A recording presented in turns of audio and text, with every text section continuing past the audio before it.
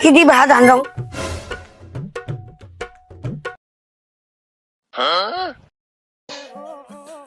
বুড়ে ছাগলাটা বসিয়েছিস ভাত কি দিয়ে আনিম মনের আমদা বাড়ি বলে কড়া খায় আমদা বাড়ি বলে কড়া খায় মনের কাপড় রাখার নাম থামা এলে আমি জীবনে পড়া না দূর ছাড়া যায়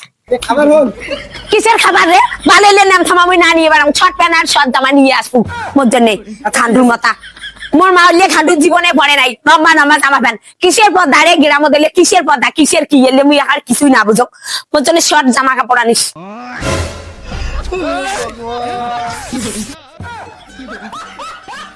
দেখছিস অত জুমজুম করে বসিয়েছেন পাগলাগুলির মতন করি বউমে ভালো নিশ্চয় খাবি না কি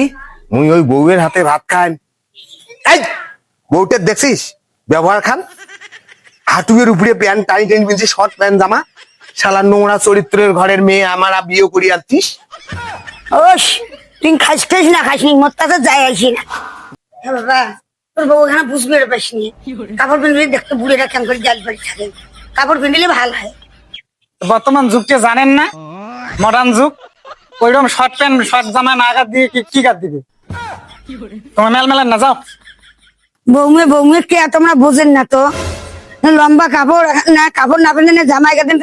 না তো এখন নেবেন বুড়িরা দেখো তো মুখ কেমন করিয়ে গাল পারে তোমরা আরে এখনও বোঝেন না তোমার জেলে কি করবে কিছুই বুঝো না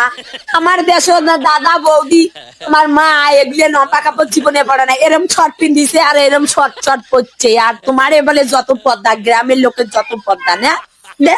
ভালো লাগে শালার বালতি যে বোধহয় খাইছি ভালো করে খায় বালতিটা ঠিক করা ওই বালের বালতি টালতি হটাও তো তোর দাম হইলে মো কি কবা নাকছে কি হইলো তোর? না সাপড় শাড়ি পরে গোনা মাথার দে তাহলে কি শুরু করছে? বুঝি কই মেলায়